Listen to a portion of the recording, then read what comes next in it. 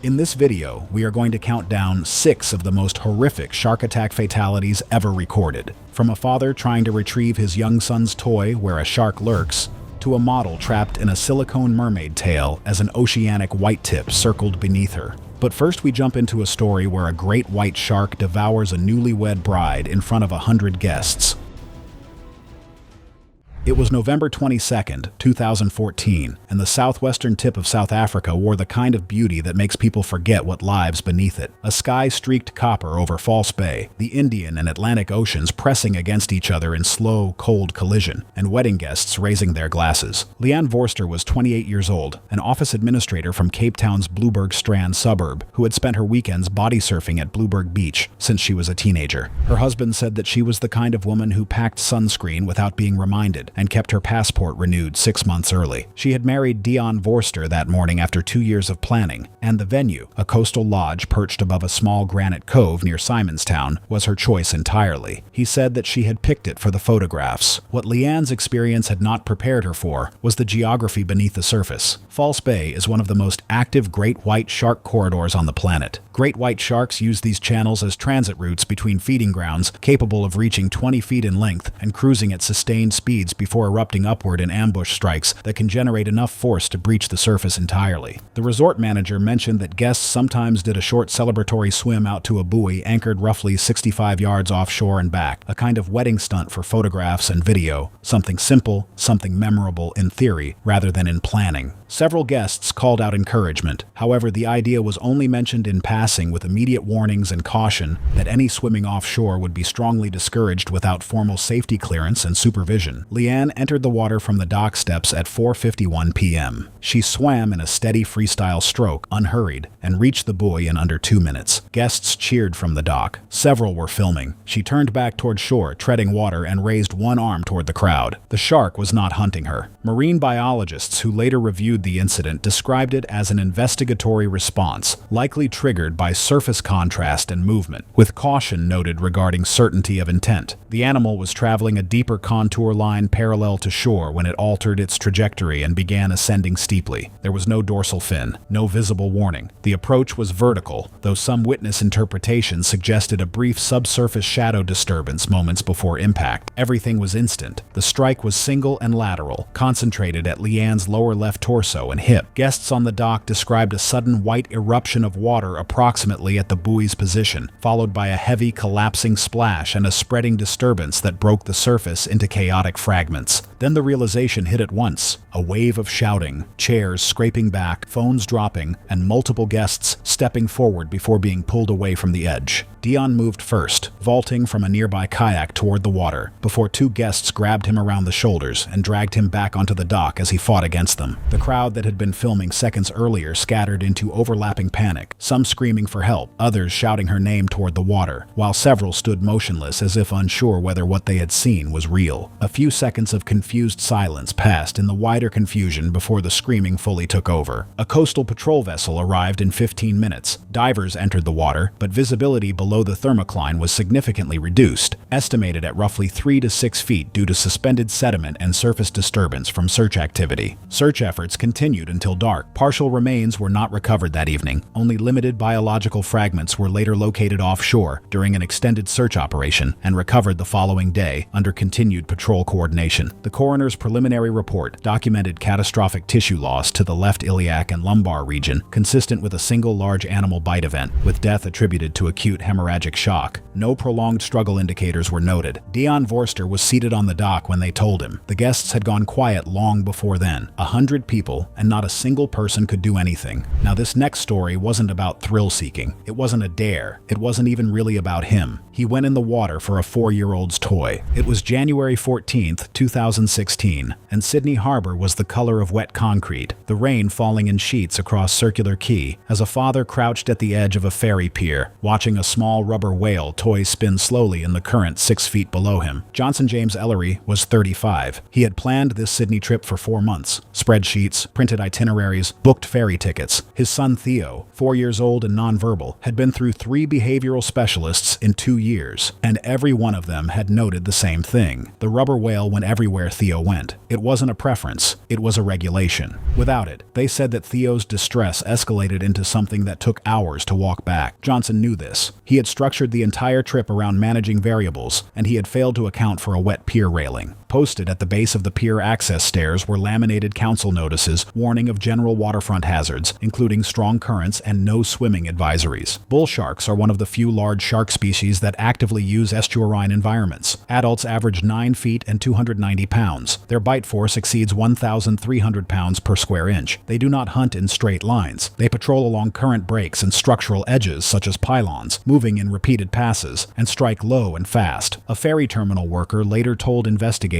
he had seen Johnson standing near the notice with Theo roughly 20 minutes before the incident. Whether Johnson read it was never established. What is known is that the toy entered the water when Theo pressed against the railing and the whale slipped from his coat pocket, and that Johnson's response was immediate and unconsidered. He descended the maintenance steps at the pier's edge, steps marked with a restricted access sign and secured by a half-closed gate intended to deter public entry, monitored intermittently by terminal staff and CCTV, and entered the water at approximately 1:50 p.m. before being verbally challenged by a nearby ferry staff member who had just noticed him descending, but Johnson dismissed him. The harbor at that point was waist-deep on him, the bottom silty and uneven. Theo remained on the pier above, being physically steadied by a staff member who had moved closer after noticing the slip of the toy and Johnson's descent, making repetitive sounds. The water was opaque brown. The toy floated 2 meters out, turning slowly. The shark was later assessed as having likely been moving along the tidal channel beneath the pier infrastructure, tracking structural edges rather than open water. It is believed to have stayed close to the pylons where baitfish concentrate around barnacled wood, with Johnson's splashing and unstable footing providing the final trigger. It closed the distance fast and low. The first strike hit Johnson's upper left thigh and pelvic region simultaneously. The bite was not a full clamp. Bull sharks frequently make short-duration investigative contact, but the force was enough to knock him sideways into the water. A ferry worker on the terminal deck heard a single sharp shout and turned to see Johnson flailing in chest-deep water, his hands going under. Staff immediately activated emergency radio calls while moving to prevent further entry into the water area.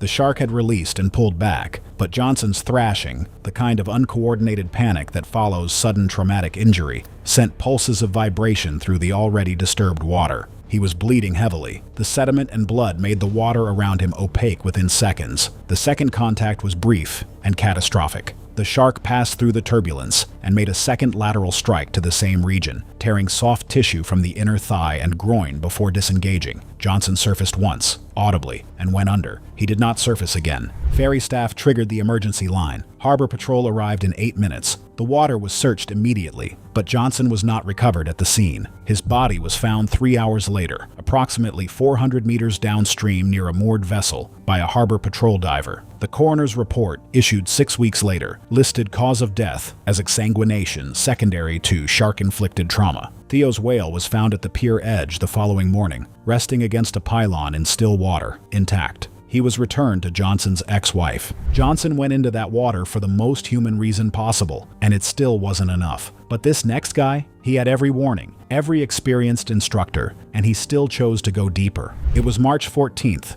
2015, and the waters off Cocos Island, Costa Rica, held the kind of clarity that makes the ocean floor look closer than it is, a trick of light that has cost divers their judgment more than once. Daniel Leiterman was 32 years old, a Berlin-based personal trainer and experienced scuba diver with a freediving background who had built a modest but loyal following through his underwater photography. He was not reckless in the way amateurs are reckless. He was reckless in the way experienced people become, through accumulated success that slowly erodes the instinct for caution. He had logged over 400 open water dives across 4 continents, and Cocos Island had been on his list for 2 years. He came specifically for pelagic encounters, hammerheads, mantas, and whatever else the deep columns of water around the island's reef edges might produce. Other swimmers said that he had good equipment, a sharp eye, and a consistent habit of separating from group formations to position himself for unobstructed shots. The group he joined was small, 6 divers total, led by 2 certified instructors from the live-aboard vessel.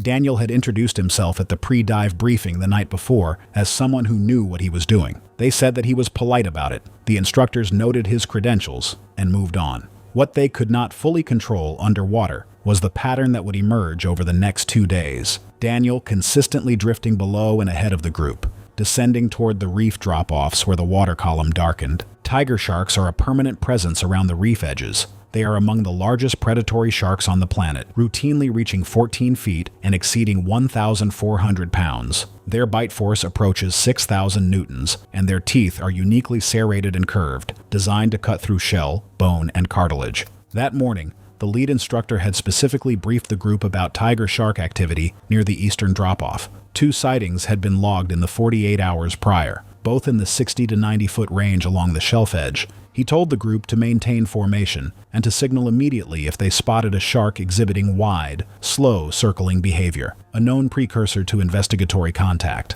Daniel acknowledged this. He nodded. He then entered the water and, within the first 10 minutes of the dive, was 30 feet below and 40 feet ahead of the nearest diver. The other 5 divers observed him from above as he descended a second time toward the shelf edge. At approximately 55 feet, a tiger shark, later estimated at 13 feet based on wound analysis, began a slow, irregular circuit below him at roughly 75 feet. 2 of the divers saw it. They signaled upward and toward each other.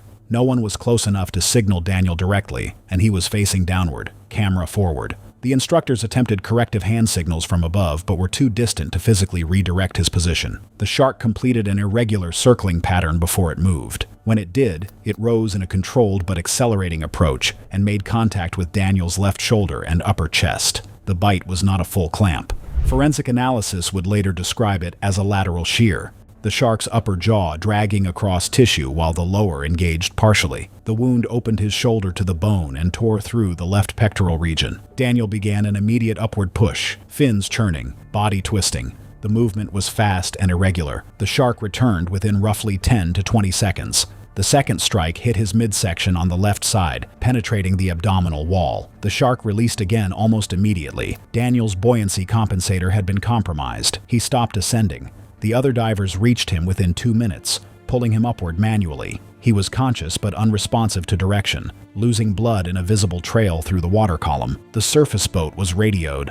It reached the dive flag in 11 minutes. By the time Daniel was pulled aboard, he had lost consciousness. Resuscitation efforts continued for 22 minutes. He was pronounced dead at sea. Cause of death was hemorrhagic shock secondary to shark attack. Time of death was estimated between 9:45 and 9:50 a.m. Daniel's body was repatriated to Germany after several days in Costa Rican custody procedures, arriving in Berlin nearly 2 weeks after the incident. The funeral was held privately, attended by close family, a small circle of friends, and a few colleagues from his training work. His dive equipment was not displayed or mentioned during the service. Now, the next shark attack is horrific because the girl didn't even choose to get in the water. It was the afternoon of September 14, 2017, and the music started carrying across the water off Coral Canyon Beach, north of Malibu. The kind of afternoon that looks perfect in photographs and ends in phone calls no one is ready to make. Kayla Benton was 19 years old and 3 weeks into her first semester at Cal State Northridge, studying communications. She had grown up inland in Victorville, and the ocean still held a kind of novelty for her, something to be photographed and stood near rather than understood. Friends from her dormitory described her as eager to fit in,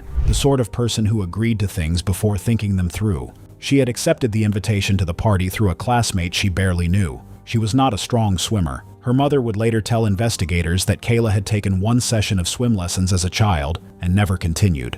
Authorities had logged unconfirmed great white shark sightings reported within a 2-mile radius of that section of coastline in the 5 days prior. Great white sharks in this size range, typically between 10 and 14 feet. In California, coastal waters are primarily daylight hunters of seals and are known to investigate surface disturbances that may resemble injured prey under certain conditions. Afternoon interactions near lit docks in areas like Malibu are extremely rare, but do happen. Their approach speed from depth can exceed 20 miles per hour.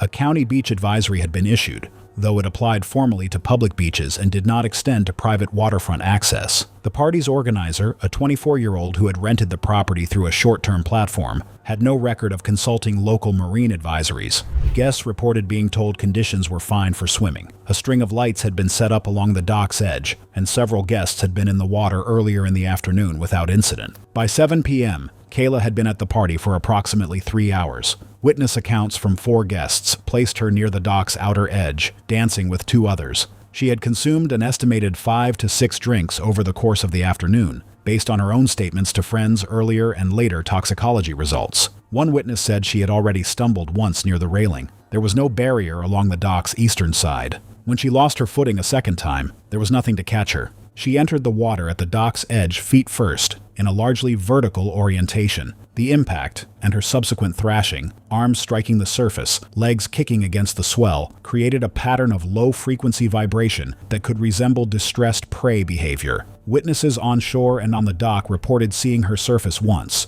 calling out before the water around her changed. The strike came from below and slightly to the left. Witnesses described a sudden eruption at the surface, not a breach, but a violent turbulence in the water. The shark, later estimated by responding marine officials to be between 11 and 13 feet based on wound analysis, made contact with her lower torso and upper left leg. The bite was likely a single, forceful event, though exact sequencing could not be confirmed. She was pulled beneath the surface immediately. She came back up once, roughly 8 feet from where she went under. Witnesses described her as disoriented, making no intelligible sounds, though exact accounts varied. She was face down within seconds. The water around her was dark. She did not surface again. A guest called 911. Coast Guard units arrived immediately, but despite an immediate and organized search pattern, Kayla was not located. A partial recovery of remains was made by a Coast Guard dive team 4 days later, approximately 3 miles northwest of the incident site. Coroner findings noted catastrophic traumatic injury to the pelvis and left femoral structures consistent with a large marine predator bite,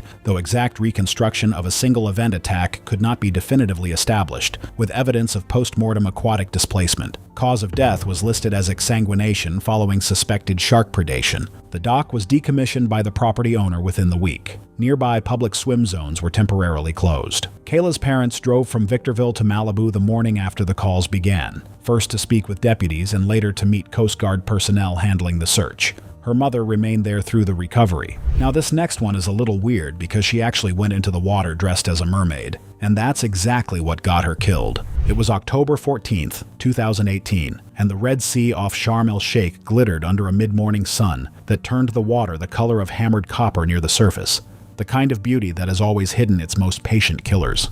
Nadine El Masri was 27 years old, a Cairo-born photographer's assistant turned social media model.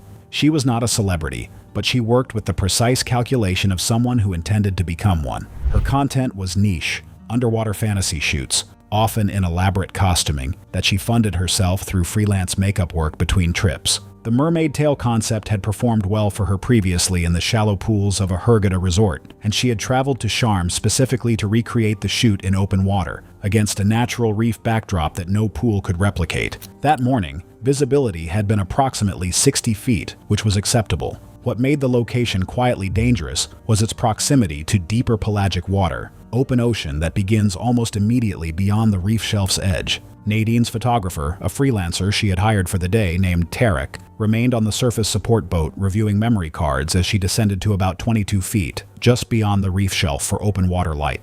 The silicone mermaid tail locked both legs together from the waist down, allowing only slow movement through full hip rotation and making quick direction changes impossible. A slight current shift had reduced visibility to around 35 feet. She was alone and outside the boat's immediate visual range. Depth combined with a solo dive and no in-water spotter significantly increased risk, as emergency response would be delayed, and there was no immediate visual safety backup to detect hazards or assist ascent. Oceanic white-tip sharks are known to follow prey and current into shallower zones under specific conditions, though this remains infrequent and unpredictable rather than routine behavior.